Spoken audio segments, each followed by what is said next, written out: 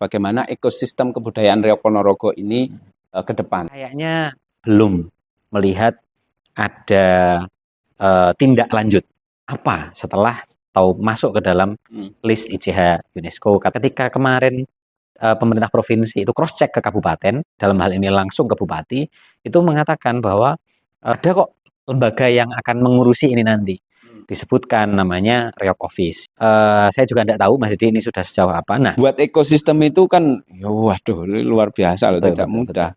Terkait keberlanjutan, perkembangan artistik yo dikasih ruang, yang pelestarian juga dikasih ruang. Kita misalnya sore ini berdua mendiskusikan hal semacam ini, dianggap sebagai rasan-rasan di pojokan, dianggap sebagai barisan sakit hati, atau dianggap sebagai orang yang tidak suka. Loh enggak, karena kita nggak punya salurannya. Ya soal copyright ini kan juga belum pernah disinggung kayaknya di Riok. YouTuber yang mendapatkan AdSense dari YouTube itu seberapa kewajibannya dia membagi keuntungan terhadap yang dia rekam gambarnya. Loh kan itu kalau di industri kreatif ada nilainya, Mas. Ya. Lah ini kan tidak pernah dibahas ini sama stakeholder ini.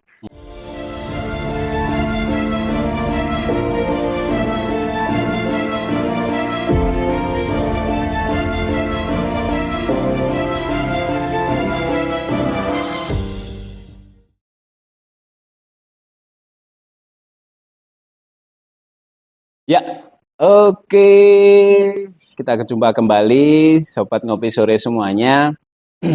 Mungkin memang kita ini ya, agak lama podcast Ngopi Sore tidak mengudara, karena memang ada beberapa kesibukan, termasuk kemarin setelah Grebek Suro itu, biasalah ya teman-teman di Ponorogo itu kan sedang hajatan besar, yaitu Festival Reog, sehingga banyak yang terlibat di sana, sehingga termasuk sanggar kami juga pada Pekan Tari Langgusuma, which is yang range untuk kegiatan ngopi sore ini. Namun tidak apa-apa, kita akan coba awali lagi di kesempatan kali ini.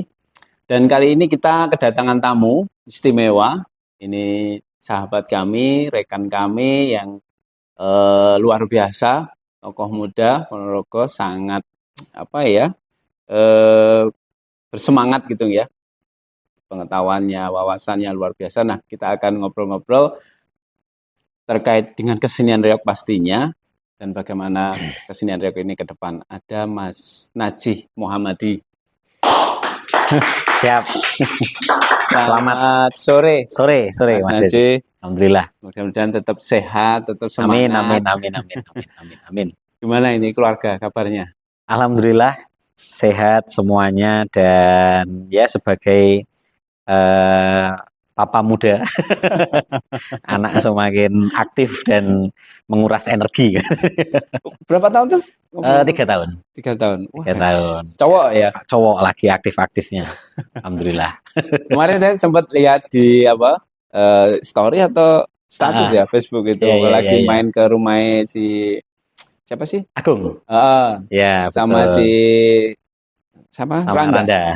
Betul. Jagung bayi.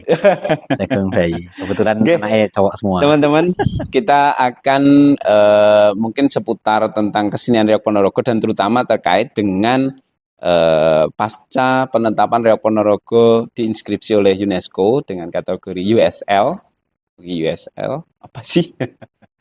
Oke, saya mungkin kita coba nyantai-nyantai dulu, Mas Najih. Yeah. Jadi saya boleh cerita, kemarin beberapa waktu lalu, tanggal 23 hari Selasa itu, saya dapat undangan dari BPK Wilayah 11, ya, Balai Pelestarian Nilai Kebudayaan, bukan BPNB ya, BPK. Pelestarian Kebudayaan Wilayah 11 itu Jawa Timur, yang berpusat di Trawulan, Mojokerto.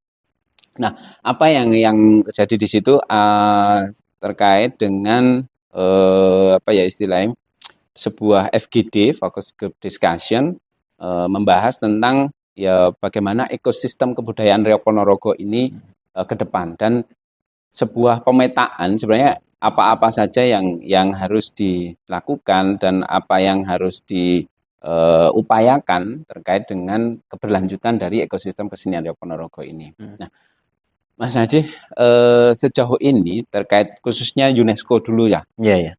Nek dari pandangan sudut pandangnya Mas Najis itu seperti apa Riok Ponorogo di UNESCO? Seperti apa itu? Ya, oke Mas Yudi. Ini juga apa ya, sebuah topik yang menarik kembali karena kita kan sebagai ya warga Ponorogo, penikmat reog, pandemen reog, Ya. itu kan setelah kira-kira 9 bulan yang lalu di Betul. Desember 2024 kan kita mendapat kabar yang bagi banyak orang adalah kabar gembira. Bahwa Reog Ponorogo diinskripsi oleh UNESCO masuk ke dalam yang namanya List of Intangible Cultural Heritage in Need of Urgent Safeguarding List. Jadi USL itu tadi. Yang membutuhkan perlindungan mendesak. Bahasa Indonesianya itu. Ya.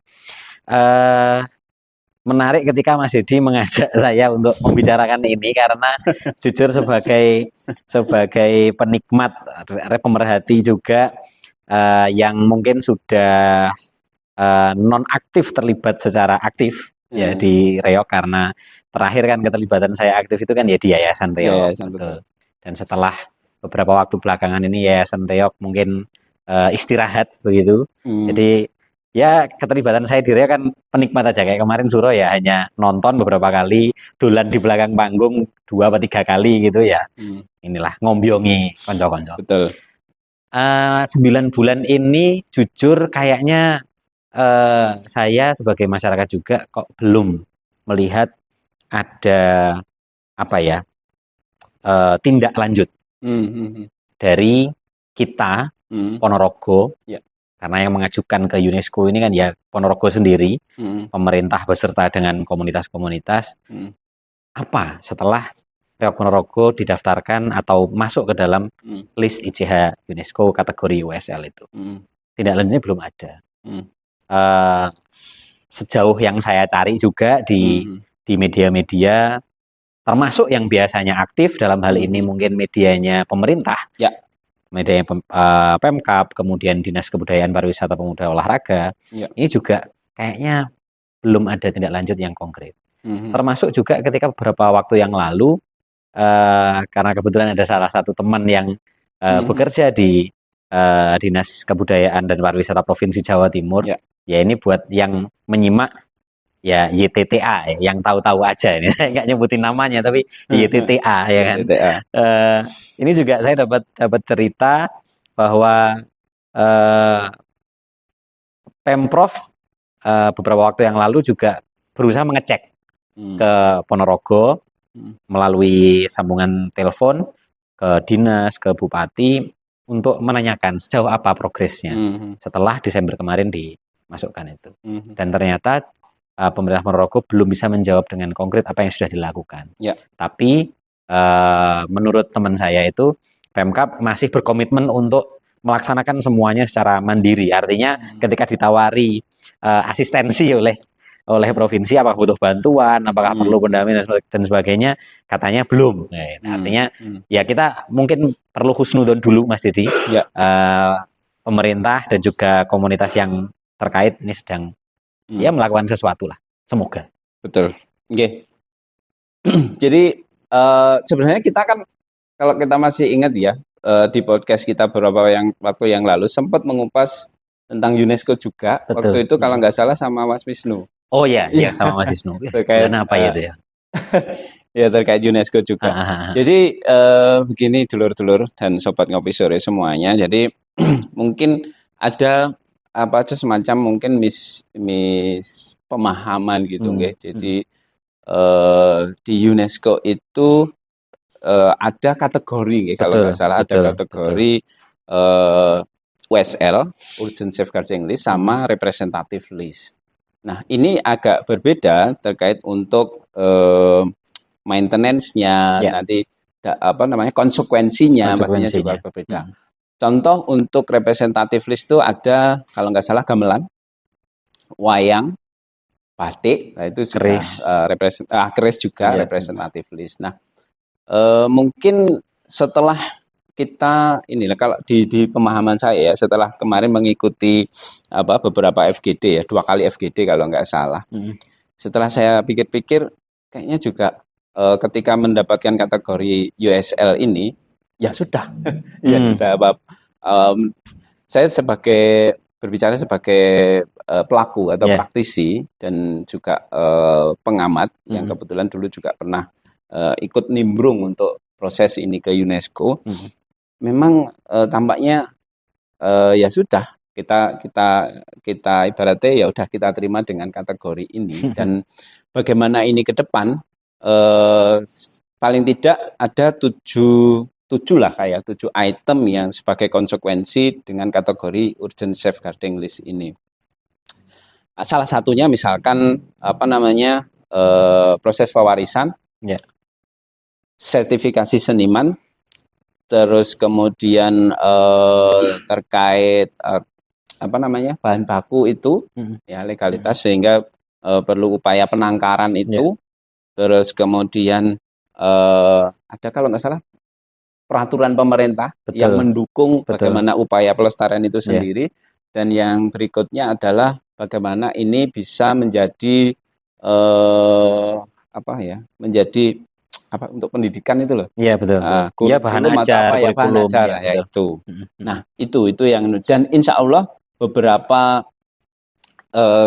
kayak misalkan proses pewarisan pelatihan, terus kemudian kayak kemarin bahan ajar itu kemarin agak sedikit terjawab. Kalau misalkan tadi ada pertanyaan Mas Najih, ada belum tindak lanjut, mungkin belum terkoordinasi ya. Karena beberapa waktu yang lalu selain FGD yang dilakukan oleh BPK dan Pemda melalui Bapeda kemarin, itu saya sempat beberapa kali menjadi narasumber oleh penyelenggaranya itu Universitas Muhammadiyah Ponorogo dalam untuk menyusun bahan ajar materi tari reog untuk usia SD dan SMP. Bahkan itu sudah sampai ada tutorialnya juga, ada pelatihannya juga.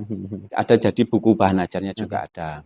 Terus kemudian ada FGD terkait pemberdayaan masyarakat di seputaran monumen reog. Bagaimana menghidupkan ekosistem kesenian reog itu di sana. Itu sudah dijadikan buku. Yang terakhir FGD juga itu terkait parenting untuk pelaku seni reog. Jadi bagaimana ethnoparenting kalau nggak salah. Ethnoparenting untuk seniman reog. Nah, ada beberapa hal yang unik menurut saya terkait misalkan saya jumpai itu di Sampung misalkan. Di Sampung itu ternyata sejauh saya tektokan dengan peserta workshop itu tidak serta-merta mereka itu sudah settle tadi program pelatihan di sekolah misalkan di sekolah-sekolah di seputaran monumen reog itu banyak mereka yang menyampaikan terkendala dengan untuk pelatihnya, terus grup reog yang ya belum bisa settle untuk bisa melakukan istilahnya proses produksi, terus kemudian maintenance, perawatan, nah itu belum. Nah, kemarin juga sempat saya sampaikan ke tim dari Unmu, karena itu sudah jadi buku, kayaknya memang perlu ada tindak lanjut berupa ya pelatihan secara praktek. Baik itu tarinya maupun manajemennya. Karena keberlanjutan itu tidak akan bisa terjaga ketika ekosistem itu tidak dibangun dari situ. Betul. Kalau hanya buku dan himbauan dan ini kayaknya juga perlu ini. Terus yang kedua terkait ethnoparenting, ternyata saya temukan itu juga sudah jadi buku juga ethnoparenting. Saya tidak tahu sejauh yang saya pengalaman saya juga, saya itu berangkat dari keluarga yang non seni. Bapak saya itu guru, ibu saya itu malah dari kebanyakan keluarga dari pesantren. Justru saya waktu kecil itu pengen latihan reog itu agak susah. Istilahnya delik-delik gitu ya. Sembunyi-sembunyi. Karena kalau ketahuan pasti kena marah. Oh iya. Dulu tanda kutip ya, reog itu kan identik dengan mohon maaf ada yang suka minum atau itulah yang sehingga cukup ini. Tapi begitu setahun saya itu sembunyi-sembunyi ikut latihan reog dan begitu 96 kalau nggak 95 pertama kali ikut festival juara 1 waktu itu festival reog anak, festival reog remaja. Itu dapat juara 1. Nah orang tua itu responnya beda, agak menerima, beri support. Nah mulai dari situlah kemudian kebetulan juga komunitas di sekitar sini concern dan komitmen untuk membentuk komunitas reog yang lebih apa ya, mengakomodir untuk kepentingan generasi. Jadi tidak hanya pokoknya reokan, seneng-seneng bareng itu enggak. Tapi kayak misalkan gini, karena kebetulan di sini kan lingkup Nahdlatul Ulama ya. Jadi reokan itu masuk unsur sholawatan. Jadi pada akhirnya masyarakat itu bisa menerima. Dan alhamdulillah bisa berjalan sampai sekarang. Oke, kaitannya dengan ethnoparenting tadi, kayaknya kok agak mix apa ya, mix and sense lah. Tidak sepenuhnya bisa sesuai seperti bahwa kalau orang tuanya itu seniman, bagaimana kiat-kiatnya seperti apa toh? Karena waktu itu yang diundang juga pelaku-pelaku seni yang anaknya juga kebetulan meneruskan. Tapi itu jumlahnya ya tidak seberapa. Tidak banyak. Nah, beberapa juga yang bisa melanjutkan kesenian itu. Termasuk tidak hanya pelaku seni yang narinya, tapi juga pengrajin. Ada beberapa memang kemarin siapa ya, Mas Bowo dan orang tuanya itu juga datang. Dan itu memang bisa berkelanjutan. Tapi ada sebagian besar yang di luaran sana itu tidak seperti itu. Iya, betul. Nah, waktu itu saya sempat berpikir kayaknya kalau ethnoparenting ini benar-benar berlaku itu hanya pada saat era 60 atau 70-an, di mana tradisi gemblak itu masih eksis. Oke. Ya, kalau kita tahu di gemblak itu kan anak angkat, anak asuh, dididik, terus kemudian diberi pejangan, pembelajaran di bagaimana berperilaku. Itu kayak benar-benar ethnoparenting ada di sana. Nah, belakangan kayaknya agak berbeda. Nah, poin yang pengen saya sampaikan adalah sebenarnya upaya untuk menjawab dari tuntutan UNESCO sebagai konsekuensi terinskripsinya Reog Ponorogo di UNESCO di USL ini, insya Allah sih sudah. Hanya mungkin komunikasi antar lintas lembaga pendidikan ini yang mungkin belum ini. Terus hal-hal ini juga sempat kemarin saya sampaikan ketika FGD yang terakhir, yang minggu lalu itu. Pertanyaan besarnya adalah terus siapa nanti yang akan melanjutkan istilahnya sampai menyusun sebuah buku atau enggak tahu lah, pelaporan terkait yang 2 tahun sekali itu kepada UNESCO, karena kan banyak aspek yang harus dikerjakan itu. Betul. Nah, itu kalau sejauh yang Mas Najih ketahui selain yang tadi terkait UNESCO itu, hubungannya dengan tadi yang sempat kita obrolin sebelum podcast kita ini on air, apa sih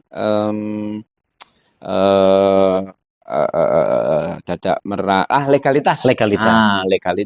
Terus kemudian yang yayasan juga punya kerangka-kerangka koperasi dan segala macam itu seperti apa. Barangkali Sobat Ngopi Sore semuanya dan mungkin para pandemen reog mungkin juga tanya-tanya, karena beberapa waktu lalu ada simpang siur mungkin isu-isu yang di Yayasan Reog ini ada upaya untuk mencari uang melalui reog, melalui program istilahnya mintain duit untuk apa. Nah, itu sebenarnya seperti apa gitu loh. Dan tujuannya kemana?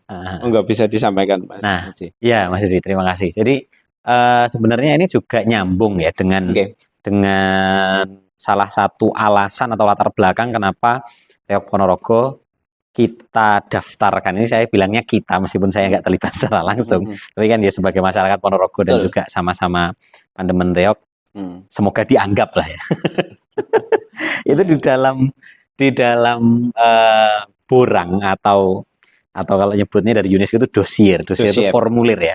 Formulir itu tim merumuskan beberapa permasalahan kan yang melatar belakangi kenapa Reog Ponorogo itu urgent untuk segera diakui oleh ICH UNESCO atau masuk ke dalam ICH UNESCO.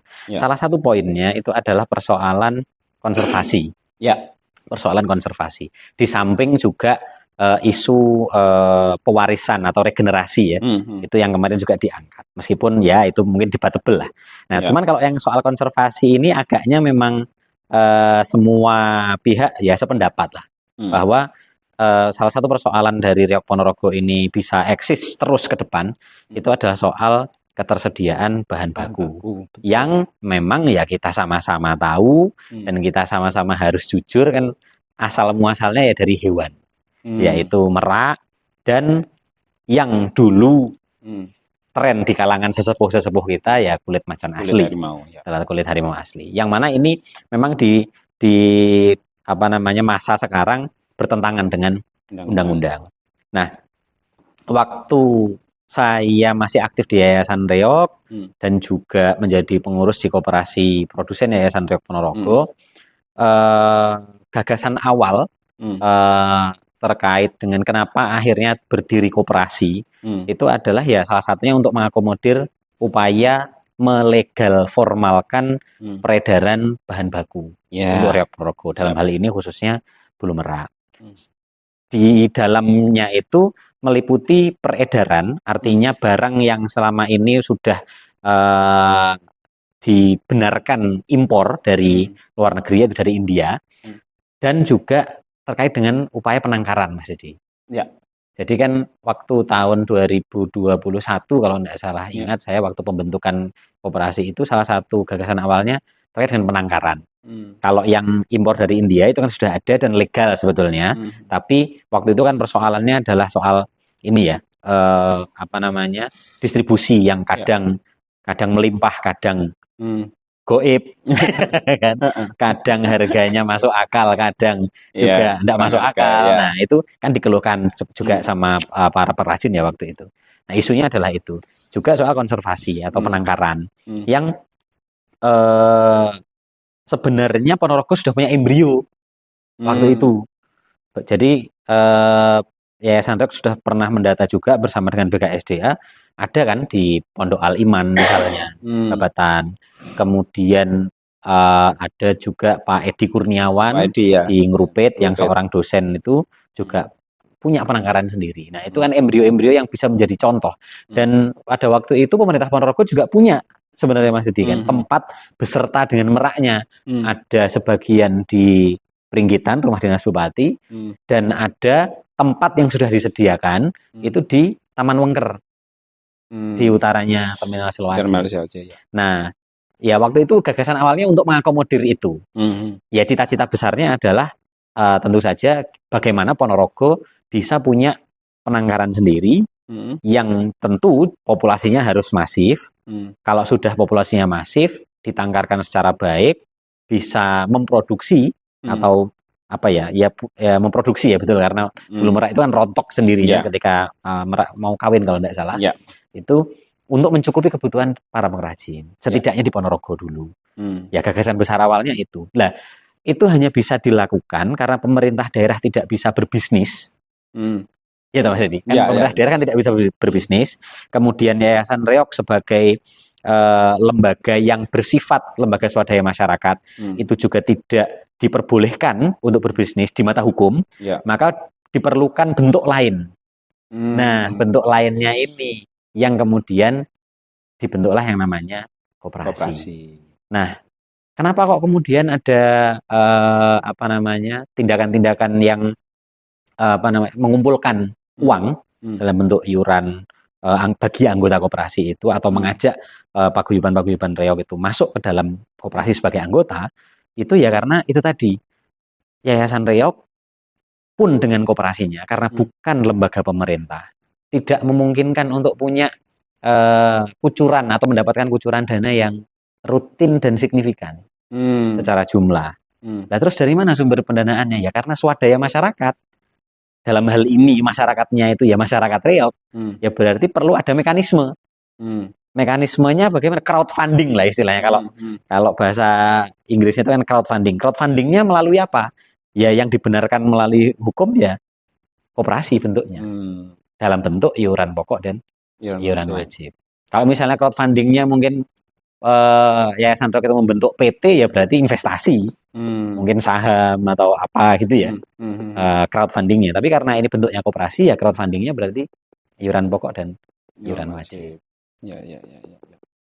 Itu Mas Yudi. Mungkin karena gini ya, ada beberapa kalangan ya memang ini agak rumit ya untuk kalangan paguyuban. Jadi mungkin non sewu taunya atau sepemahamannya itu hanya terbatas pada kok saiki kok nari duit ini semacam itu. Ini pertanyaan yang saya kira juga sangat wajar karena pemahaman ini agak rumit. Jadi begini sobat ngopi sore semuanya. Jadi suka tidak suka bahwa pemanfaatan bahan baku bulu merak, terutama merak hijau nggih Mas, sama kulit harimau itu kalau merujuk dari Undang-Undang Nomor 5 Tahun 90 itu memang bertentangan, dulur-dulur. Jadi mau tidak mau, suka tidak suka, bahan baku untuk kesenian yang kita banggakan ini dalam hari ini reog, ini memang khusus untuk bahan baku yang saya sebut tadi kulit harimau ini memang bertentangan. Jadi ya kita harus punya upaya bagaimana kesenian ini tetap bisa lestari, tetap berlanjut, tapi juga tidak tidak melanggar hukum, tidak merusak ekosistem satwa ini. Iya, betul. Seingat saya kemarin Mas Najib juga ikut terlibat di program lomba lukis coret barongan. Ya betul. Nah, ya, itu betul. Salah satu upaya untuk pengalihan bahan baku. Betul. Mungkin bisa sedikit cerita yang terkait hal itu. Iya, jadi nyambung dari yang sebelumnya dia Mas Didi ya. Soal Undang-Undang Nomor 5 Tahun 90 itu tindak lanjutnya itu pernah dibahas dalam jagongan reog yang biasanya dilaksanakan di setiap suro. Nah, itu kan sesepuh reog, tokoh-tokoh reog dari seluruh Indonesia kan biasanya berkumpul. Ya. Nah, tahun 2019 itu jagongan reog pada suro waktu itu bertepatan juga dengan FNRP ya Mas Jadi. Itu ada diundang dari BKSDA. Yang kesimpulan dari pembicaraan pada waktu itu, karena isunya ya soal bahan baku itu kesimpulannya adalah dari kementerian yang diteruskan kepada BKSDA, Kementerian LHK dalam hal ini, diteruskan kepada BKSDA dan diteruskan kepada Pemkab Ponorogo pada waktu itu adalah wis pokoke properti reog ya yang menggunakan bahan baku yang sebenarnya melanggar undang-undang itu, bulu merak, baik itu merak biru maupun merak hijau, kemudian kulit harimau asli, baik itu kepala maupun yang bukan kepala, itu dianggap sebagai properti milik negara. Yang hak kelola dan hak pakainya diberikan kepada pelaku atau masyarakat melalui organisasi yang namanya Yayasan Reog Ponorogo.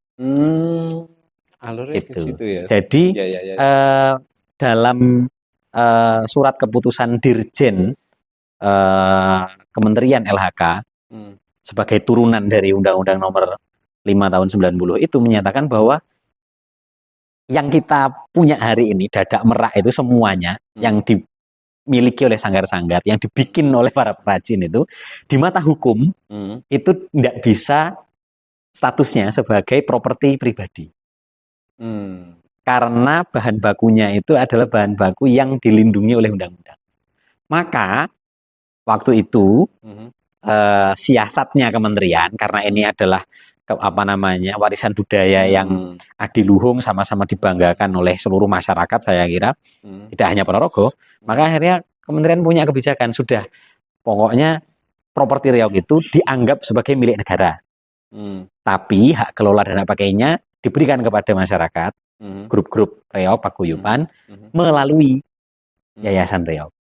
Jadi termasuk juga pendirian koperasi itu untuk mewadahi ini tadi Mas. Mengakomodir itu. Jadi supaya negara juga bisa ikut mengontrol.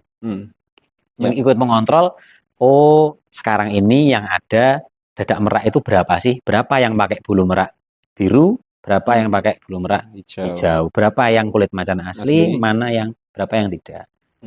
Itu satu. Yang kedua juga tentu isu soal kelestarian lingkungan dan upaya konservasi satwa liar yang di undang-undang itu juga sudah mulai ada di kalangan seniman reog, khususnya juga para pengrajin. Karena juga ya kan hari ini pengawasan itu kan dari mana-mana ya Mas Didi. Ya akhirnya juga kita di Yayasan Reog pada waktu itu mulai menginisiasi juga bagaimana supaya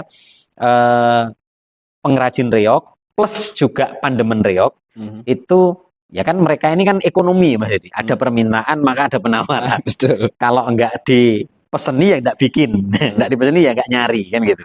Nah akhirnya ya kita bikin campaign waktu itu, bikin kampanye bagaimana supaya pandemen-pandemen reog itu next time, jadi next time itu maksudnya setelah tahun 2021 itu kalau pesen dadak merah ya wis lah mbok ojo pesen atau golek yang berbahan baku kulit harimau asli lagi. Karena iki loh pengrajin-pengrajin reog di Ponorogo itu ternyata juga karyanya sudah bagus-bagus. Jadi pada waktu itu kan kita lombakan, termasuk juga akhirnya kan mereka saling bertukar informasi ya Mas Hedi. Saling bertukar tips dan trik. Sebelumnya kan mereka enggak punya wadahnya. Ya mungkin cuma saling tahu perajin sini, perajin sana saling tahu, itu enggak pernah bertukar informasi, enggak pernah sharing. Nah, dengan lomba lukis barongan waktu itu, akhirnya ya ada forum di mana mereka bisa bertukar mungkin teknik ya kan. Terus juga sempat dibahas juga pada waktu itu gimana caranya membuat yang semakin mirip dengan aslinya. Dan testimoninya saya dapatkan di Suro kemarin ketika bertemu dengan Mas Nugroho yang Grenteng ngerajin itu juga mengatakan hari ini sudah hampir nggak ada orang yang request atau nyari yang berbahan baku kulit harimau asli karena juga pengrajin hasilnya sudah bagus-bagus juga Mas Hedi. Ya, artinya di satu sisi kita boleh mulai bersyukur ya. Artinya upaya di sektor yang satu itu kayaknya sudah mulai berhasil ya. Karena saya juga mendapati kemarin yang juara 1-2 itu bagus ya. Saya pikir ini kalau bukan pandemen reog atau orang yang bisa bedakan. Enggak bisa bedakan. Iya, benar-benar mirip. Betul. Cuman gini, kadang-kadang ya para pelaku itu di lapangan kan ya tahu kalau itu misalnya pembarong gitu ya, tahu ini bahannya asli misalkan bahan bakunya kebetulan kulit kambing gitu ya. Sorak-sorak itu enggak kayak seperti itu. Ada guyon gitu ya Mas Hedi. Guyonnya semacam. Tapi itu mungkin hanya sebatas mudah-mudahan hanya sebatas ini karena mau tidak mau dulur semuanya ya kita kalau pengen kesenian ini bertahan berkesinambungan ya sustainability-nya terjaga gitu ya mau tidak mau kita ya juga harus beralih. Betul. Harus beralih. Mungkin tanda kutip lah ya kayak ego sektoral yang di wilayah itu ya memang harus mulai diredam lah. Karena kalau ingin kesenian ini bertahan mungkin 10, 50 atau 100 tahun yang akan datang, yang di satu sisi kita kesenian ini berjalan dengan kalau ingin mulus ya kita tidak bertentangan dengan undang-undang. Apalagi sekarang sudah diinskripsi oleh UNESCO. Ya, betul. Apapun yang ini semuanya disorot, apapun berhak dilaporkan dan diketahui oleh seluruh dunia. Betul. Which is di UNESCO itu juga ada WWF ya kalau nggak salah, yang konservasi yang ketat di wilayah satwa. Nah, kita ya mau tidak mau bisa jadi nanti kita kalau terus-terusan kan bisa kena semprot. Bisa dianulir. Terus lanjut di ini Mas Najih konservasi satwa terkait masih terkait erat dengan UNESCO juga. Kira-kira apa lagi? Jadi tadi ada penangkaran terkait dengan itu, terus kemudian pengkalian bahan baku itu hubungannya sama legalitas. Terus kemudian sertifikasi. Saya membaca juga itu. Saya ingat Mas Najih juga agak terlibat di sertifikasi untuk program pelatihan Pembarong. kalau Ya, nggak salah itu. betul Nah, diklat pembarong. itu pribon itu. Ya, waktu itu kan juga kita kan mengundang Mas Dedi sebagai sebagai pemateri ya, salah satu lah, Salah salah satu satu ya. pemateri, betul. Ya, pada waktu itu tentu gagasan awalnya Yayasan Reog bagaimana supaya eh, ilmu, ya Mas Dedi, ya, ilmu dalam Reog Ponorogo itu bisa diwariskan secara berkesinambungan Mhm. dan juga berkelanjutan. Mhm. Nah, maka kan mau tidak mau harus ada blueprint. Mhm. Nah, blueprint kalau di pendidikan kan berarti ya kurikulum, bahan ajar, Mhm. pelatihan yang apa namanya punya tahapan-tahapan. Mhm. Jadi ibaratnya kalau orang mungkin kayak di kemampuan bahasa itu kan biasanya ada yang levelnya A berarti masih amatir, B Oh, apa intermediate, namanya? ya Intermediate, C berarti sudah advance. advance dan seterusnya. Ya, Nah, ya. itu juga mendasari gagasan dilaksanakannya program diklat pembarong waktu itu namanya Diklat. kita bikin diklat pembarong namanya. Karena kan kita tahu kalau selama ini pembarong itu cara mereka belajar itu kan nyantrik ya Mas Edi. Jadi nggak ada mungkin kurikulum yang jelas, nggak ada sistem yang pakem gitu. Mungkin bahan ajarnya apa dulu terus itu kan nggak ada. Jadi satu pembarong dengan pembarong yang lain itu mereka akan mencari guru, nyari senior lah ya, nyari Betul. senior untuk mereka berlatih selama ya enggak tahu mungkin waktunya bisa macam-macam. Terus ya akhirnya kita upayakan untuk bisa dibuatkan sistem yang lebih berkesinambungan dan berkelanjutan. Karena juga ini sih, setahu saya, dari kebetulan kan di sini Sanggar ya, dan ada pelatihan kalau untuk tari catil, tari warok, klono. Ini relatif ini karena kita sistemnya kan kayak sekolah, jadi relatif cukup banyak peminat dan Peminatnya, ininya. ya. Beda untuk pembarong karena mungkin nggak tahu, mungkin karena berat dan ini ya orang tua juga mungkin agak Khawatir. dengan ini naik barong terus kurasa dhuwur. Ya. Sehingga dampaknya regenerasi untuk membarong ini di antara regenerasi untuk tari yang lain agak seret ya Mas. sama regenerasi untuk pemain slompret Slompret. sama pengendang. Nah, ini mungkin juga PR ini untuk semuanya. Apa namanya?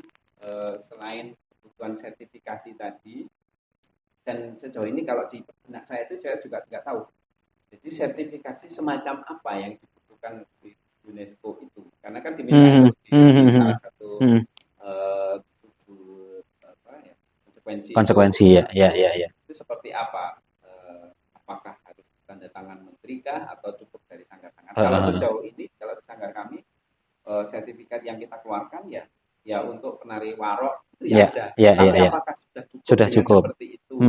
Termasuk juga yang kemarin dilakukan oleh Masjid dan tim di Yayasan Reog dengan sertifikasi pembarong itu apakah dengan ada kategori kalau ada betul. Ya betul. Itu sudah cukup. Ya betul. Itu terkait sertifikasi karena itu memang diminta dan sejauh ini mungkin ya dalam pandangan UNESCO juga perlu bahwa pelaku atau praktisi ini sudah berstandar nanti A atau B, betul. dia boleh atau layak untuk ngapain gitu ya. Ya betul. Terus pertanyaan yang tidak kalah penting adalah terkait sertifikasi kan saya kira tidak hanya berhenti sampai di situ harusnya.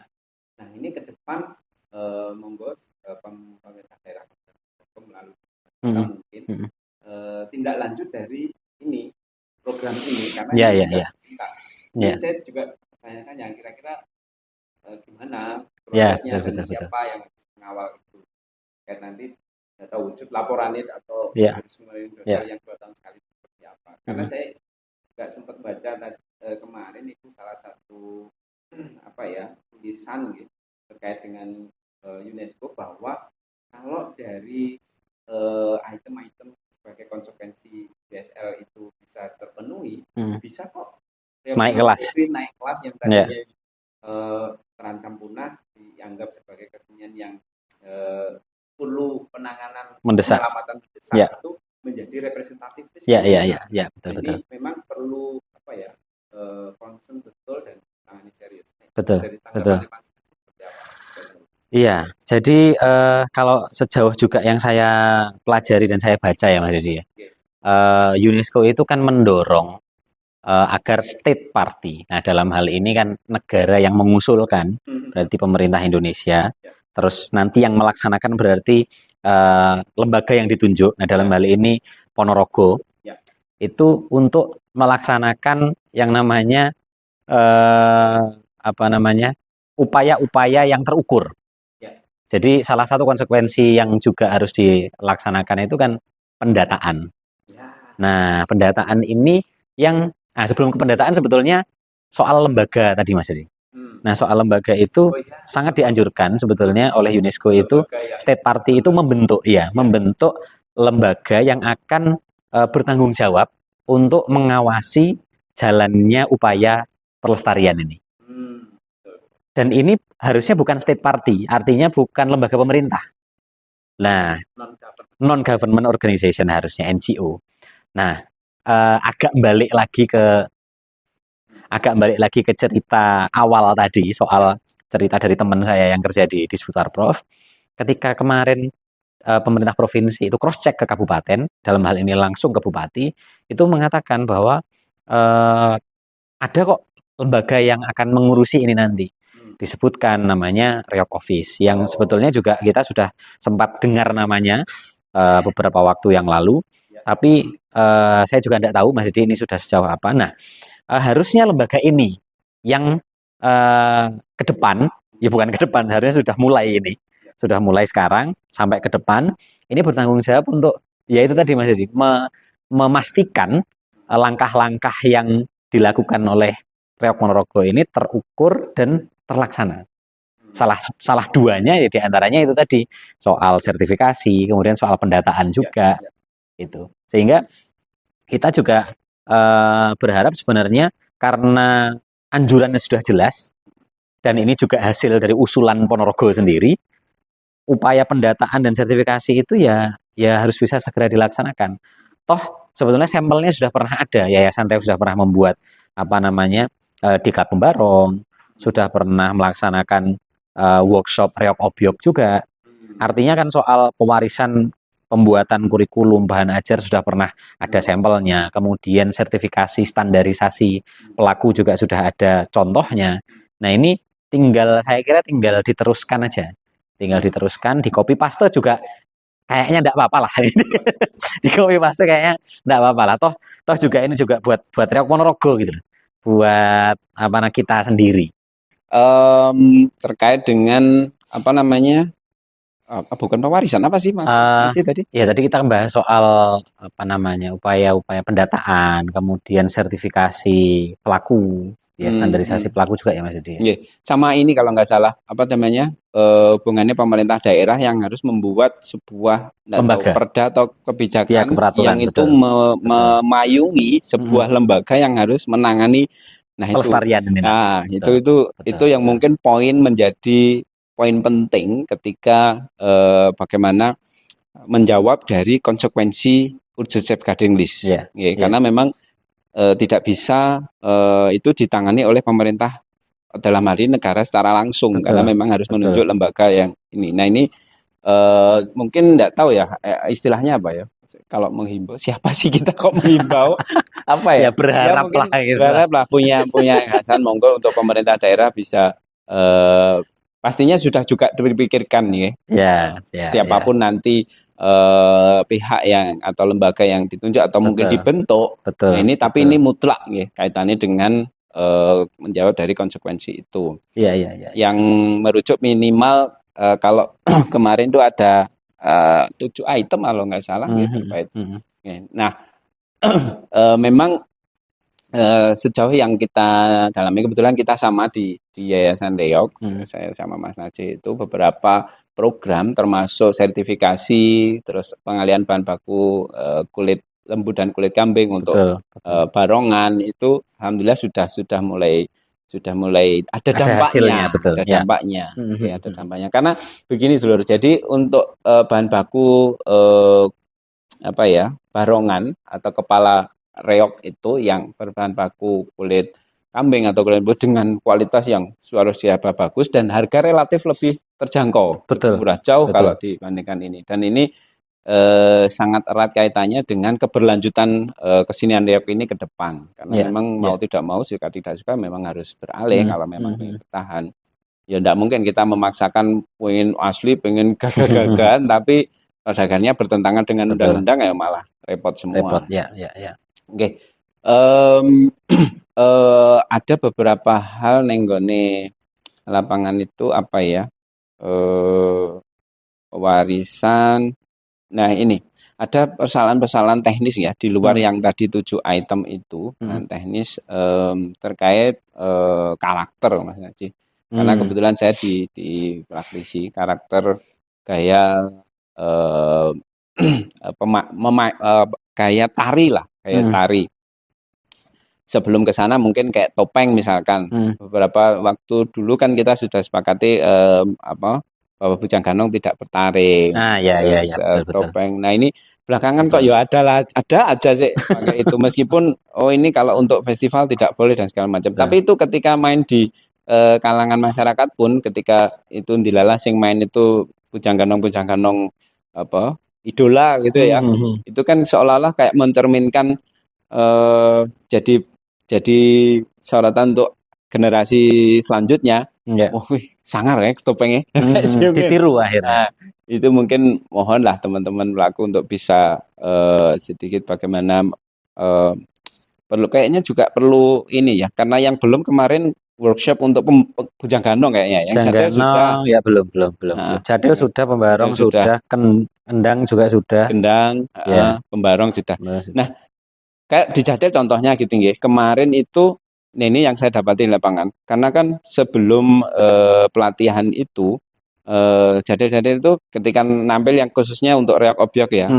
Itu jarang sekali yang mau pakai eblek. Ya, betul. Dan alhamdulillah setelah proses pelatihan dan sosialisasi terus kemudian dialog-dialog dan ini terus kita juga memberdayakan tokoh-tokoh reog obyek yang ada di kalangan Kidulan, Loran, Selatan dan segala macam itu alhamdulillah sudah mulai terkontrol. Saya banyak melihat pelaku-pelaku Jadel obyek itu kemana-mana bawa eblek Mas. Ya, betul. Dan itu juga banyak dikeluhkan oleh tokoh-tokoh reog. Tapi tidak ada upaya yang konkret untuk bagaimana ini mengatasi ini. Hanya mungkin keluhan, grundelan yang tidak bisa terakomodir. Alhamdulillah 2022 kalau nggak salah. 22 Mas. 22 ya. 22. Itu dilakukan pelatihan dan itu bisa teratasi dan itu.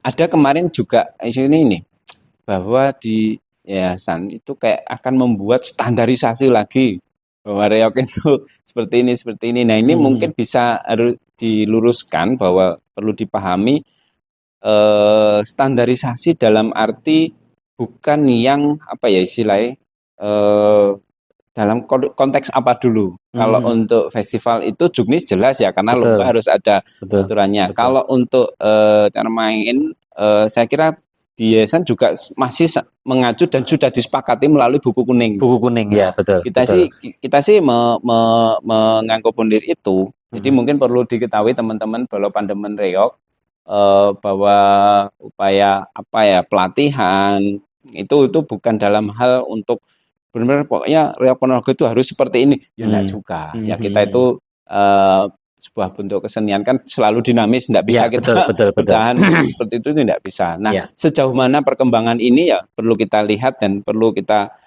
adakan semacam pelatihan dan workshop mana yang sudah cocok, mana yang belum cocok. Nah, ini kalau kita mengingat dari bentuk reog lah misalnya 1920, 1930 kan bentuknya kayak ngono. Terus sekarang bentuknya seperti itu. Ya tiba-tiba kita sepakati aja. Oke, sah gitu. Kenapa kok enggak seperti yang dulu bentuknya kayak itu kan kayak kipas ya. Dan sekarang itu ya sebuah konsekuensi perkembangan ya semacam itu. Mungkin untuk generasi sekarang ya Gen Z ya mungkin ya karena lintasan waktu itu sudah terpaut cukup lama.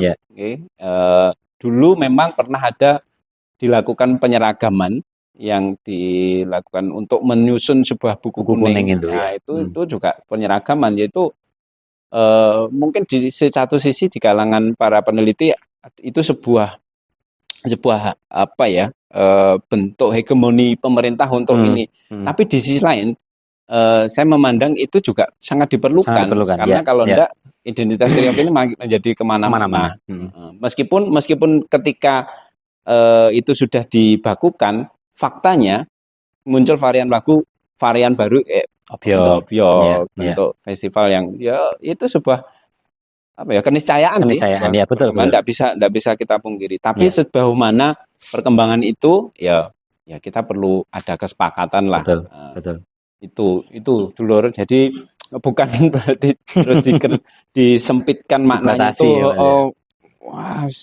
Kita enggak mau dibatasi, ya enggak lah. Namanya sebuah perkembangan. Itu ya kita tidak bisa pungkiri. Oke, selanjutnya saya itu mencatat ya, dulur. Agak lupa. Rumusan legalitas sudah. Nah ini perlu kita terkait daya tarik ini Mas Najih, daya tarik kesenian Riok Ponorogo untuk terutama di festival Riok ya. Ini kan sangat luar biasa menurut saya. Ada kayak semacam misteri lah. Kenapa juga kayak misalkan ada peserta festival Riok itu dari Jakarta, kemarin ada dari Papua. Betul. Kok gelem-geleme ibaratnya sampai ikut Ponorogo dengan biaya yang mungkin luar biasa. Kita non sewu ya, misalnya kita coba merujuk ke kabupaten sebelah, mungkin atau kabupaten A gitu ya, mungkin boleh nggak sih sebut nama, atau Trenggalek gitu misalnya kesenian apa, terus mungkin di Jawa Tengah ada kesenian rakyat apa yang sejauh ini belum ada loh yang festival sampai bertahan 30 tahun. Betul. Terus diikuti peserta tingkat nasional, diikuti dari peserta ibaratnya kayak, meskipun mungkin yang main sebagian besar juga warga Ponorogo yang ada di luar kota, perantau, tapi mereka untuk pulang kayak ibaratnya enggak tahu apa ya. Doyo. Umroh lah. Betul. Kayak umroh di bulan Suro itu. Kan membuat ekosistem itu kan waduh luar biasa loh, tidak mudah. Nah, ini saya kira yang perlu sangat apresiasi ini. Di tengah sebuah perkembangan kesenian ya tidak sebuah konsekuensi, mesti adalah persoalan-persoalan yang menyertai perkembangan itu. Tapi kita ya tidak terus a priori, terus kita harus membaca secara bijak lah.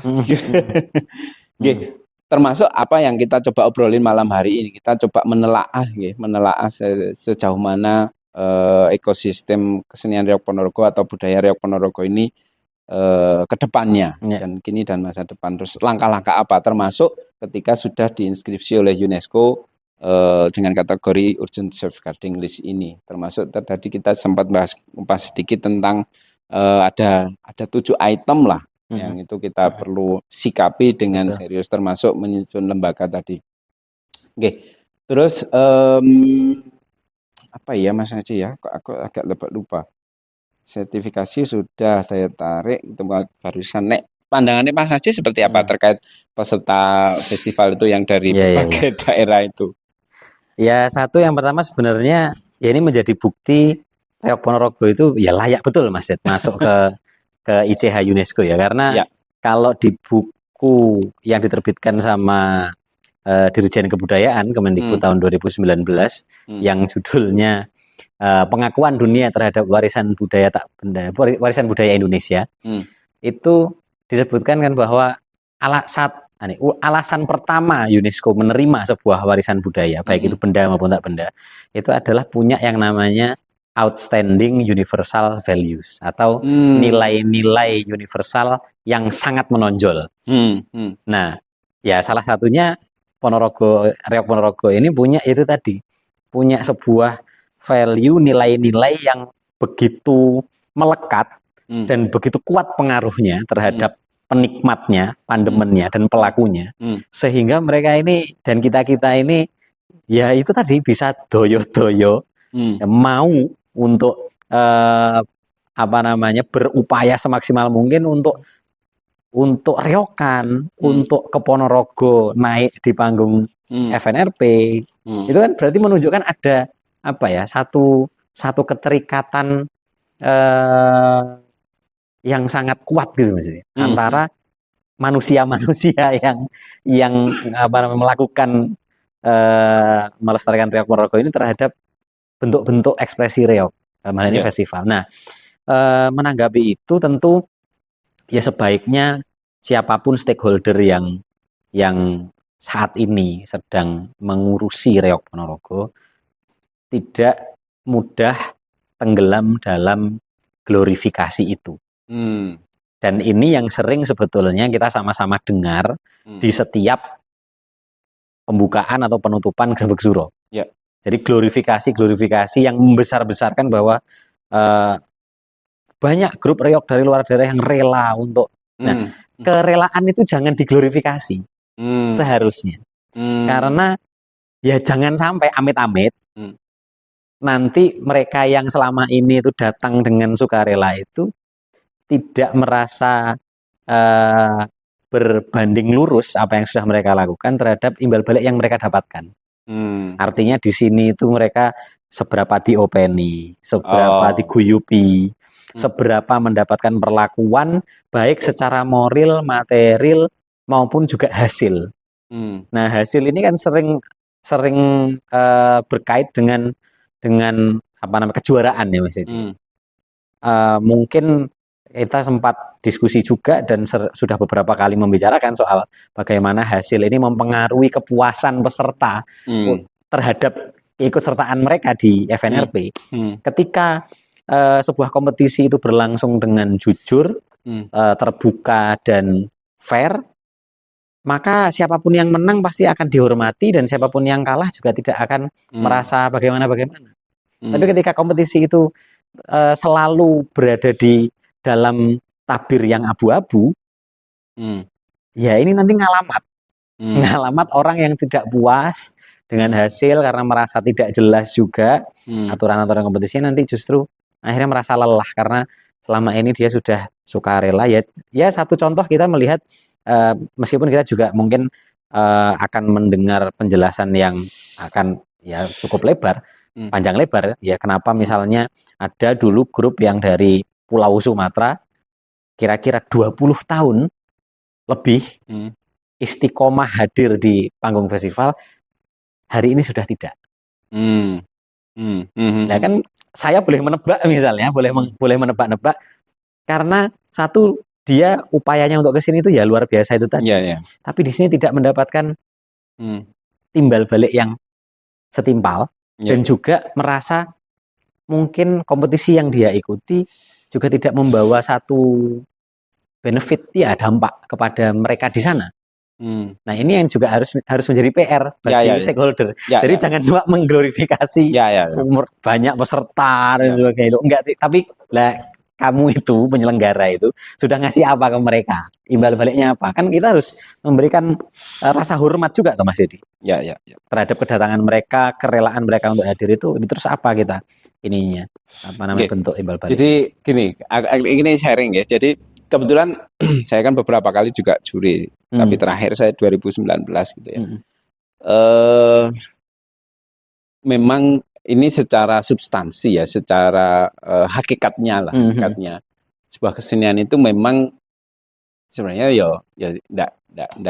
tidak seharusnya dilombakan. Tidak seharusnya dilombakan. Iya. Karena jadi sebuah karena mau tidak mau penilaian itu kan seni itu kan subjektif.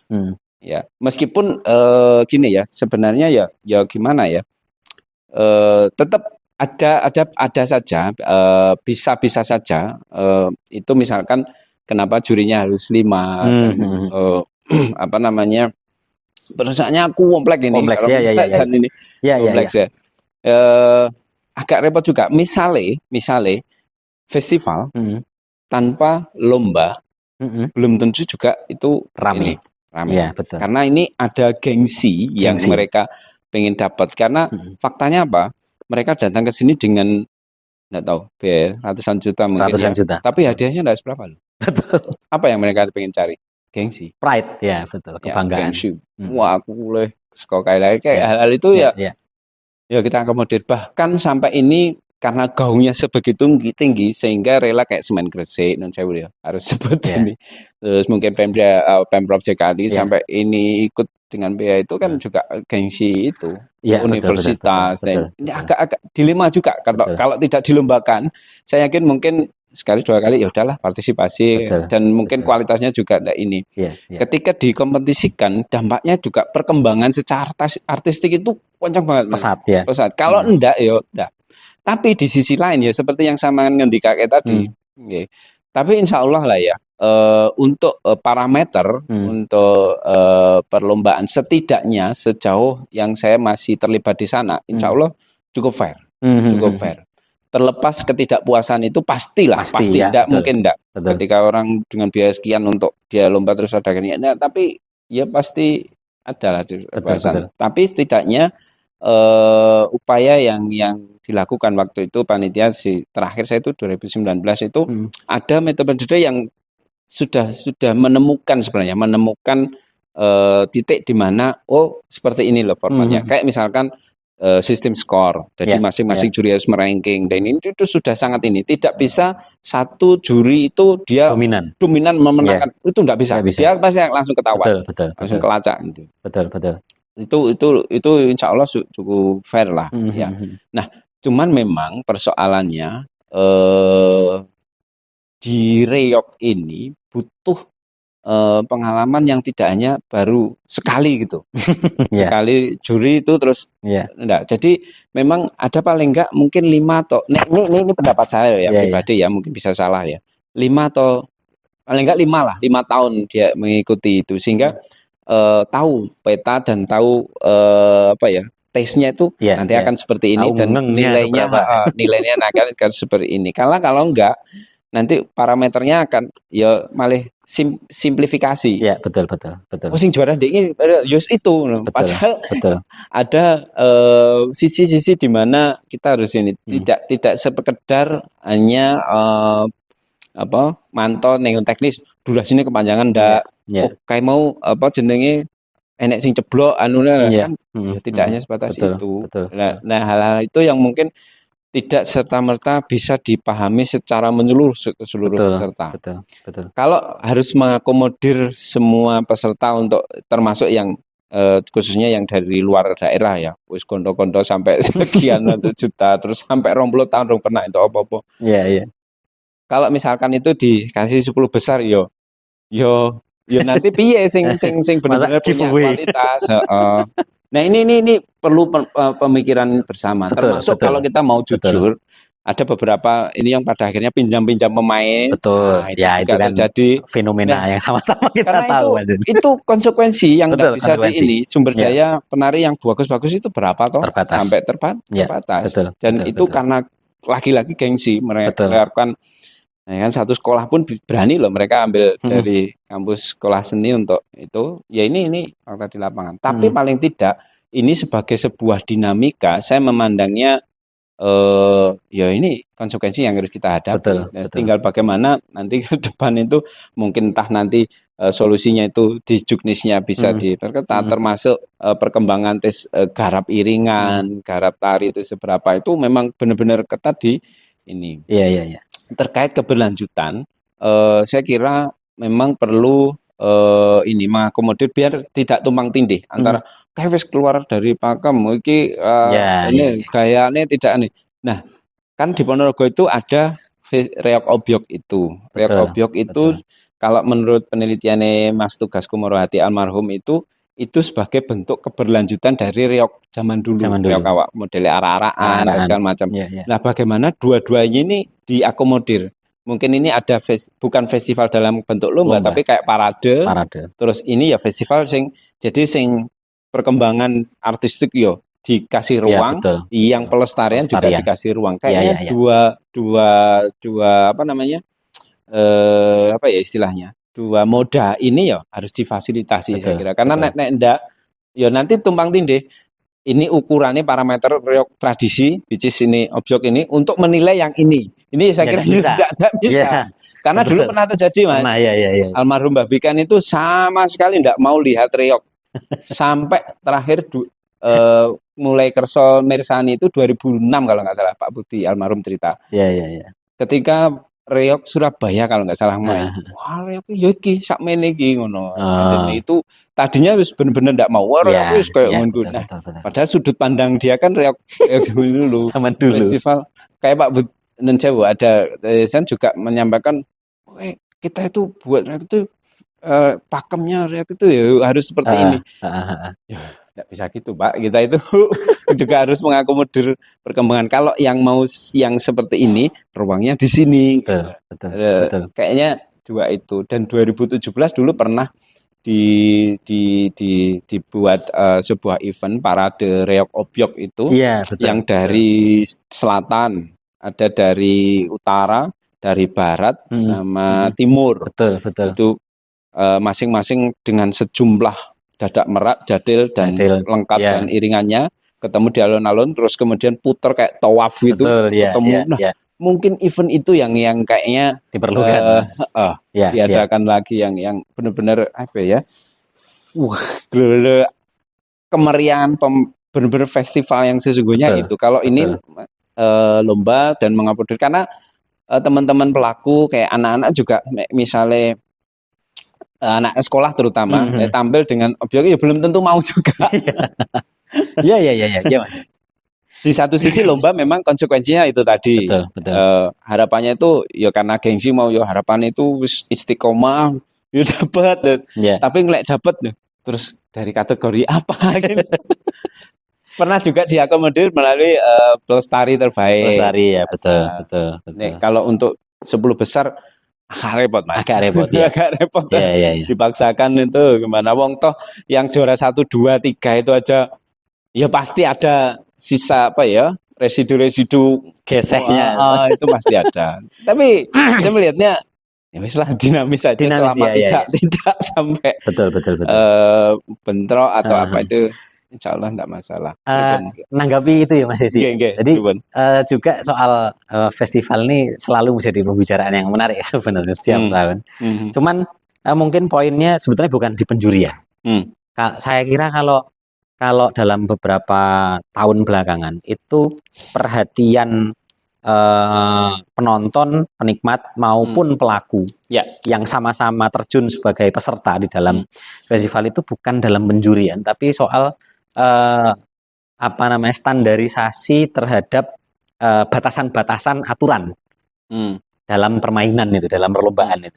Itu yang jadi PR selama ini kayaknya Mas Yudi, karena sejauh yang saya tahu, karena dulu juga pernah jadi peserta, pernah jadi panitia, terus selalu dengar juga dari teman-teman, dari dulur-dulur itu, selalu permasalahannya di situ.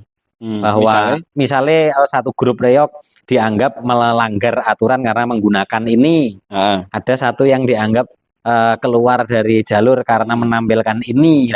Itu kan letaknya bukan pada penjurian tapi pada aturan. Ibarat sepak bola itu letaknya bukan pada wasit, tapi di ofisial. Kenapa misalnya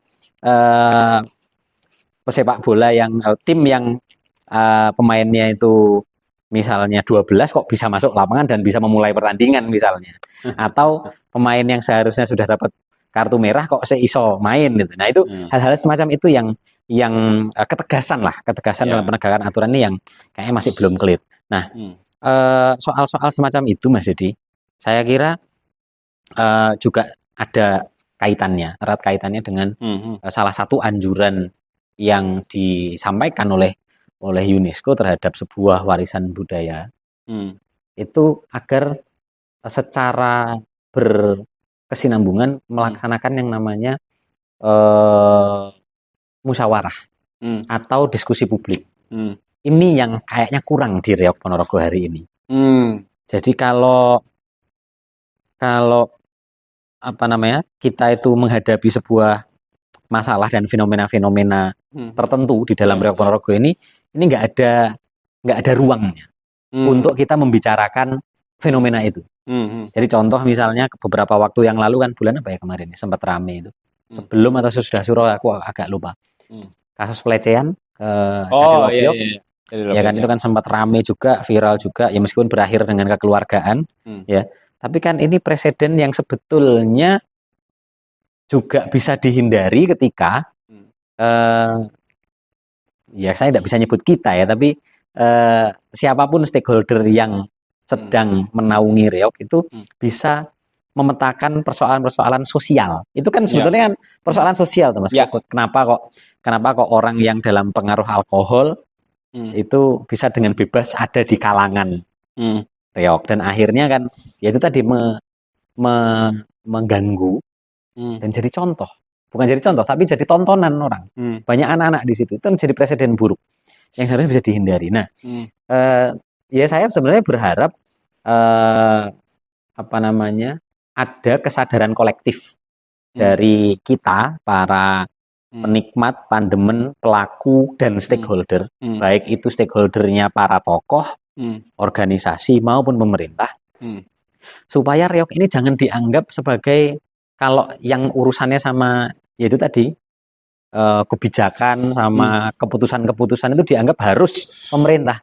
Ya, tapi dilibatkanlah masyarakat ini melalui apa? Melalui ya ruang diskusi publik. Kayak misalnya ya pernah dicontohkan sebetulnya sama Yayasan Reog dengan menggelar yang namanya Jagongan Reog. Yaitu cobalah digalakkan lagi. Entah itu secara rutin atau ketika terjadi sebuah masalah.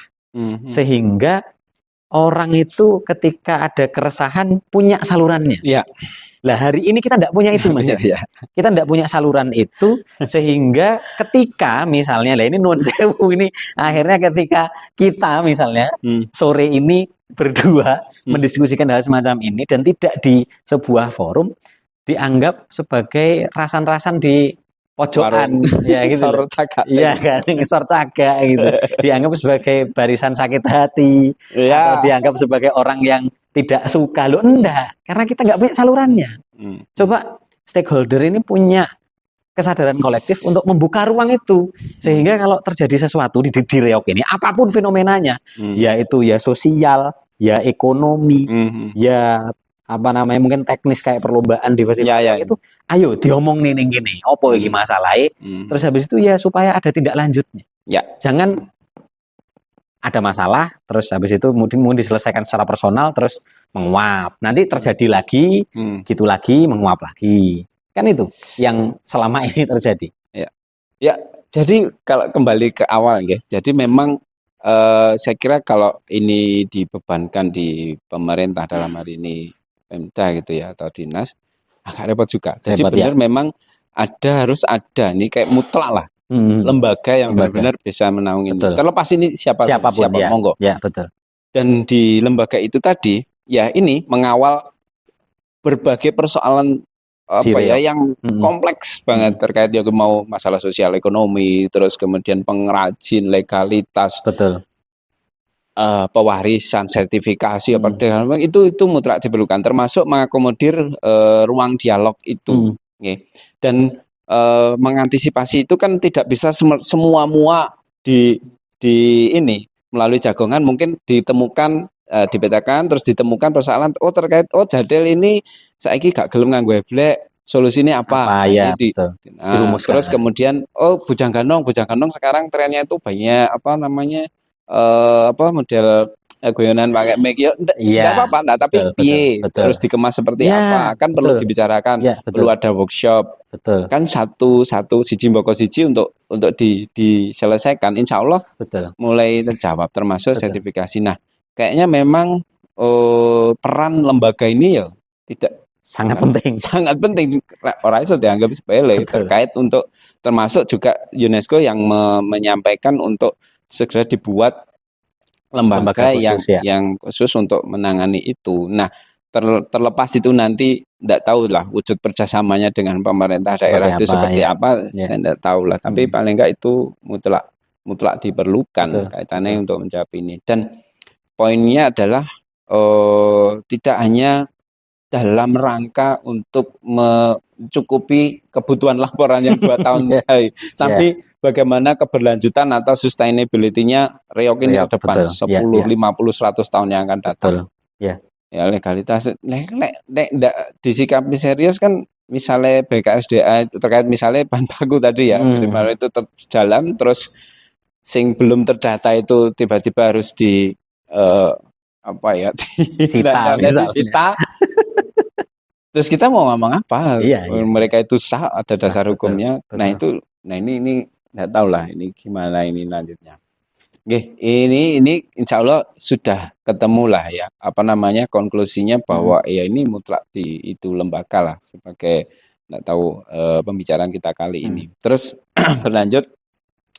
Kalau melihat ini Mas Najih, kalau kita kan juga lihat, saya tidak tahu lah ini apakah menjadi bagian juga sebagai ini UNESCO terkait persebaran. Jadi kesenian reog di Jepang, di Amerika, di Malaysia itu sejauh pandangan Mas Najih seperti apa? Setahu saya yang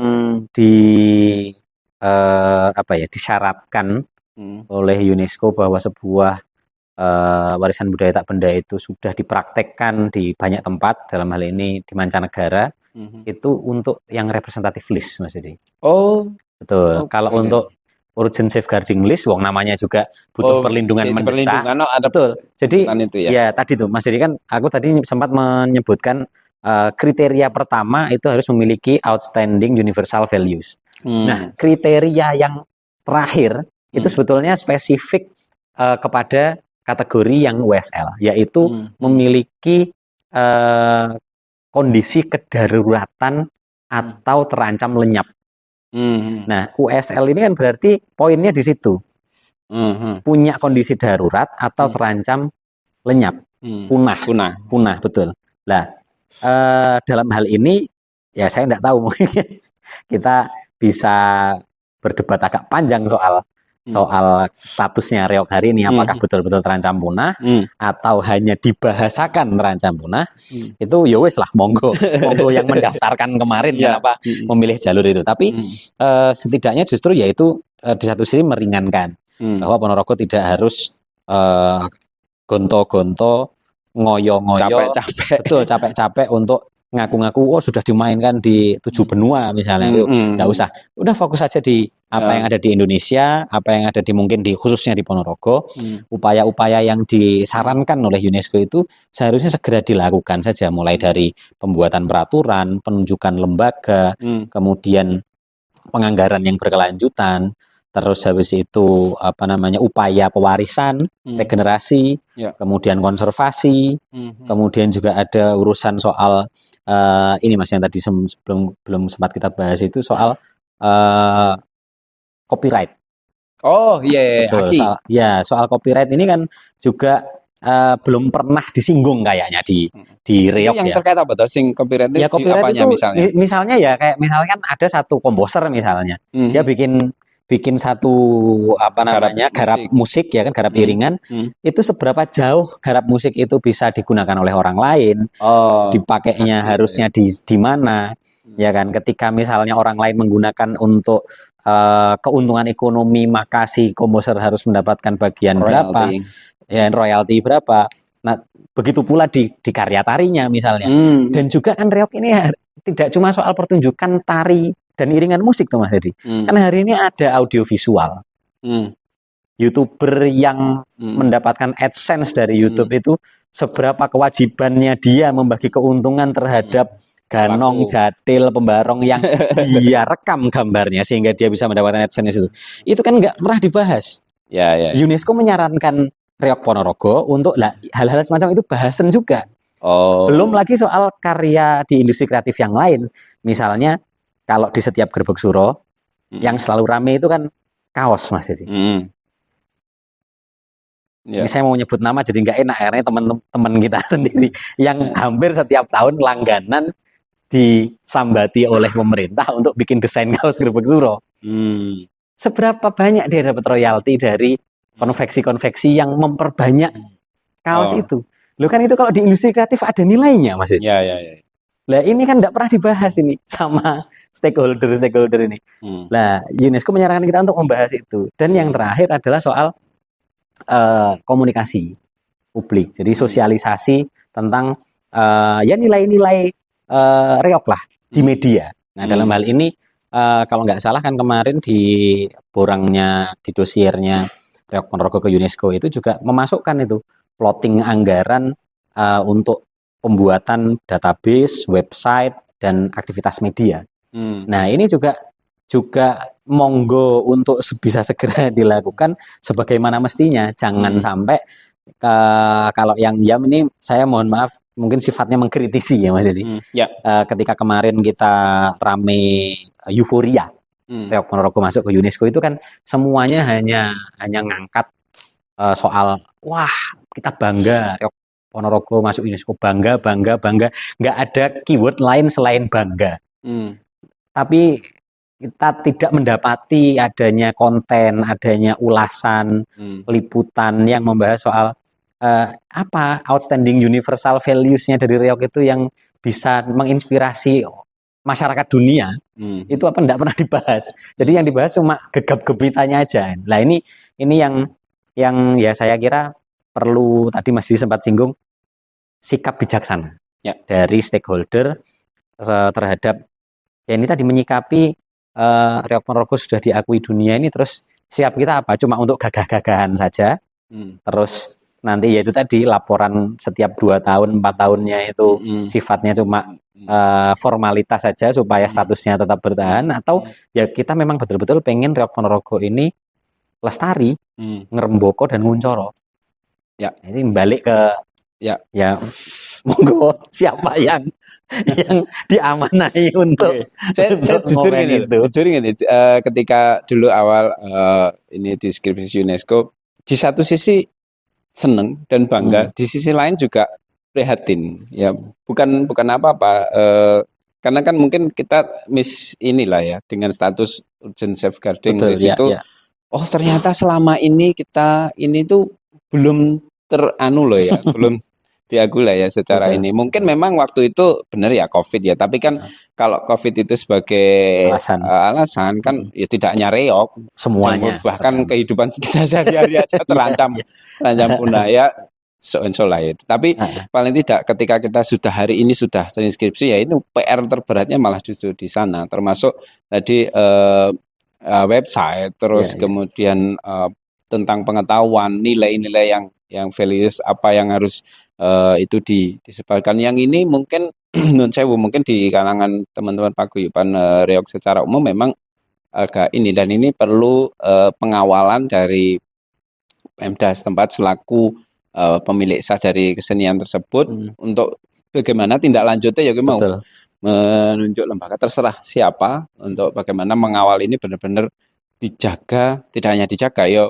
benar-benar apa ya, ngebloh lah untuk ngopeni dan menjaga keberlanjutan. Karena ketika ibaratnya ya wis kita itu sudah neng genderane wis dhuwur, wangine yo gede banget. Banyak persoalan yang perlu dipetakan terus kemudian ini. Termasuk kemarin saya juga mengapresiasi bagus jadi langkah dari BPK wilayah 11 untuk berusaha ada pemetaan, dan insya Allah tadi saya itu dapat WA dari tim, karena kemarin sebenarnya itu ada timnya dari UGM Mas Haji untuk pemetaan itu. Kemarin Mbak siapa ya, Mbak Ika apa siapa ya. Dan hari Sabtu tadi WA ke saya, insya Allah hari Sabtu itu mau datang ke Sanggar bareng Mas Lono. Oh sama Pak Lono, ya. Mas Simatupang. Dan saya sempat minta bimbingan sedikit lah ke penelitian pas. Karena beliau kan penelitian tentang Reok juga. Tentang Reok ya. Dua muda dosen antropologi Pak. Antropologi. Bagus itu. Di tahun 2000-an waktu itu. Nah, perkembangan sekarang kan 2000 sampai sekarang 2025 tahun. Ya. Gila, apalagi sekarang ke UNESCO. Ini nanti insya Allah bisa inilah kita petakan. Tapi terlepas itu semuanya, saya kira juga kita perlu ya benora sedih grundul terus lah ya. Kalau kita melihat nek muene ya mesti persoalan kok kayak tok ngene. Oh kayak cek urung kok ya. kesenian rayo Indonesia kalau misalnya kesenian di tetangga kita di Donggrek misalkan, juga situasinya juga agak susah untuk bisa sampai. Itu kayaknya lebih urgent itu ya Mas. Ya kayaknya urgent safeguarding list itu ya. Beda dengan ya dengan saya sedikit banyak juga ketika urgent safeguarding list ini ya cocok cocokologi lah. Iya. terlepas kita juga sudah siap, terlepas gimana juga memang faktanya ya persoalannya ya rumit, Iya kompleks betul, banget kompleks banyak ya. ya, nilai-nilai itu sing NPR banget lah untuk kita kerjakan ke depannya. kita ini sing insan muda, sing penggiat reog, pemerhati reog. Ya. Ini bukan berarti gini ya, bukan berarti kita itu terus sok kasaran ini kok juweh mentok. Bisa jadi seperti itu. Tapi ya ginilah kita untuk upaya kita, dan ini semata-mata juga demi keberlanjutan reog. Jujur kita enggak punya niatan yang lain, enggak. Insya Allah enggak ada. Kita demi kebaikan reog ini ke depan. Mungkin ada lagi yang ingin disampaikan Mas Najib? Ya paling terakhir ini aja sih Mas Dedi, ya sebagai masyarakat, sebagai pandemen reog juga yang kebetulan ya saya ini juga pelaku industri kreatif, jadi punya alhamdulillah punya kesadaran, punya sedikit pengetahuan juga. Seni dan industri kreatif ini kan saling berkaitan ya Mas. Ya. Sehingga saya berharap juga tentu saja Reog Ponorogo ini ke depan ya upaya-upaya pelestariannya, upaya pewarisannya dan upaya pemajuannya ini juga betul-betul mengakomodir dan berorientasi kepada kemaslahatan pelakunya. Jadi ya mohon kepada para stakeholder ini orientasinya jangan jadi politik, jangan menjadi ekonomi, ya kan? Tapi kesejahteraan bersama. Khususnya ya para pelakunya, masyarakatnya yang ngopeni betul-betul Reog Ponorogo ini. Karena kan ya hidup dan tidaknya reog ini kan bergantung kepada masih ada orang yang mau barong, masih ada orang yang mau ngerawit atau tidak. Rame dan tidaknya geliat ekonomi di Grebeg Suro itu kan juga bergantung kepada ada enggaknya pengrajin yang masih mau bikin kaos, bikin desain. Itu mbok tolong dipikirkan. Bagaimana kontraprestasi di dalam seni ini juga menjadi adil, sehingga dampak dari Reog Ponorogo diakui dunia ini ya betul-betul dirasakan, tidak hanya kebanggaan yang sifatnya itu abstrak ya Mas, karena kan perasaan ya. Kebanggaan itu kan bukan cuma tapi bentuknya kan sebuah nilai yang sangat abstrak. Tapi kalau bisa ya majunya reog, mendunianya reog ini berdampak kepada kesejahteraan para pelaku seni dan orang-orang yang terlibat di dalam ekosistem Reog Ponorogo itu sendiri. Ya. Jadi mungkin kayak diperlukan ini ya, Dulur, kayak semacam keseimbangan ya. Ya. Kalau kita konsen nggone ekonomi tok, pasti akan dikorbankan. Ada yang lain yang dikorbankan, artistik. Betul. Saya kira juga kita tidak bisa lepas sama sekali dengan politik, tidak bisa. Betul. Karena pemerintahan di kita dengan demokrasi ini juga dengan politik. Tapi sejauh mana politik itu masuk di ranah ini juga perlu bagaimana terukur lah. Betul. Jadi memang menjaga keseimbangan ini perlu lah. Dan ini bukan persoalan mudah. Kita bersama dan perlu pemahaman dan bijak secara pemikiran, secara pemahaman. Ini terus kebetulan mayoritas di pandemen reog kan mereka pelaku, mereka just pengen mengungkapkan kesenangan mereka melalui itu, tapi kan juga harus ada batasan, tidak harus bebas-bebasnya. Wah, pokoknya aku main jauh main mabuk kan tidak seperti itu juga. Karena mengingat regenerasi, apalagi ketika di inskripsi UNESCO ada persyaratan-persyaratan yang harus kita penuhi untuk kita kalau mau benar-benar setidaknya bertahan lah. Kalau mau berkembang menjadi ini. Kan seingat saya kan ada pembiayaannya toh dari UNESCO sendiri terkait untuk program-program itu. Iya betul. Makanya di dalam dossier kan ada pengajuan anggaran juga. Oh, ada. Betul ya. Ya termasuk di dalamnya. Ya ini sebenarnya bukan dokumen rahasia ya. Kalau dulur-dulur mau mengakses, ya KCE memang dokumennya berbahasa Inggris. Ya. Ya tapi kan ditranslate kan bisa. Itu kan di dalamnya juga ada pengajuan-pengajuan untuk misalnya festival reog. Tapi saya tidak tahu itu yang dimaksud di dalam dossier itu festival reog berapa kali, karena anggaran yang diajukan itu kan dalam dolar, kalau dirupiahkan sekitar 10 miliar kalau nggak salah. Itu apakah satu kali festival atau 2 kali atau 5 kali, saya nggak tahu. Itu perlu di ini. Iya. Ya gini lah artinya kita saya rokok ini lah Mas.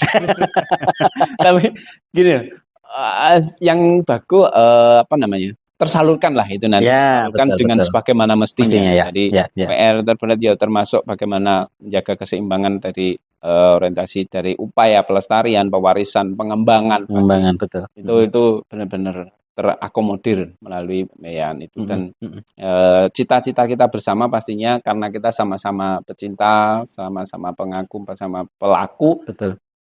Ya bagaimana ini ke depan bisa lebih baik dan mengeremboko lah Iya, sesuai betul. dan tidak hanya kebanggaan tapi ya berdampak kepada ini karena kalau tidak ada dampak ya orang ya seakan mundur-mundur dewe. Iya, Apa betul sih Mas. urgensinya buat kita? Iya, Kayak misalnya kita pelaku sanggar, jujur aja kan kita ya akhirnya dapat murid, dapat iya, siswa, betul terus betul kemudian apa kostum juga kita betul. ini rias kostum karena ekosistemnya itu saling berdampak. Ini kena reoke leren, ya kok ya kostumnya Konsumnya leren. ya wes padahal wes kayak biangan. Iya, iya, iya. Pengrajin juga Betul gitu. betul sama betul. Pelaku UMKM misalnya penjual-penjual ini Iya, juga iya. gitu.